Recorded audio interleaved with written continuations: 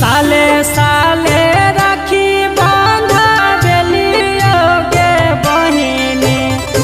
एही बेरा होई गेलियो दूर गे बहिनी भैया तोहर